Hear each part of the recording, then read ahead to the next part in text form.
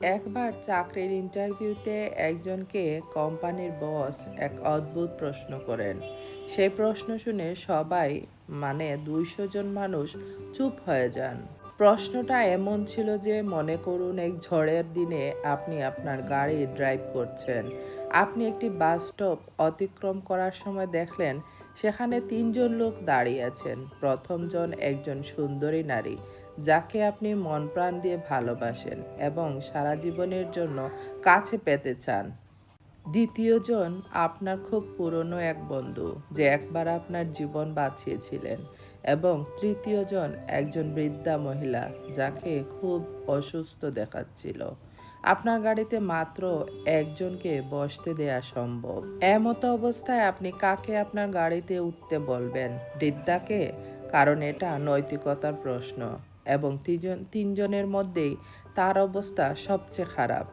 আপনি আপনার বন্ধুকে উঠাতে পারেন, কেননা সে আপনার জীবন বাঁচিয়েছিল। কিন্তু বৃদ্ধা এবং বন্ধু দুজনকেই ছাড়তে হবে যদি আপনার পছন্দের মানুষটিকে আপনি হারাতে না চান। প্রায় 200 জন প্রার্থীকে এই একই প্রশ্ন করা হয়েছিল, এবং তাদের মধ্যে একজনের উত্তর ছিল সম্পূর্ণ আলাদা, আর তাকেই চাকুরিটা দেয়া হয়েছিল। জানেন সেই ব্যতিক্রমী উত্তরটা কী ছিল?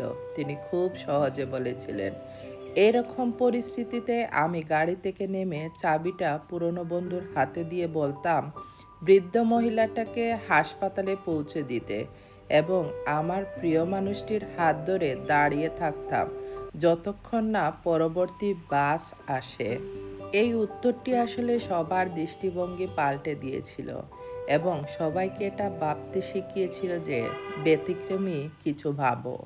প্রত্যেকেই সফলতা পায়, এবং সেটি করার জন্য সে তা নিয়ে জন্মায়, কিন্তু একজনই সফলতা পায় যে কিনা ব্যতিক্রম।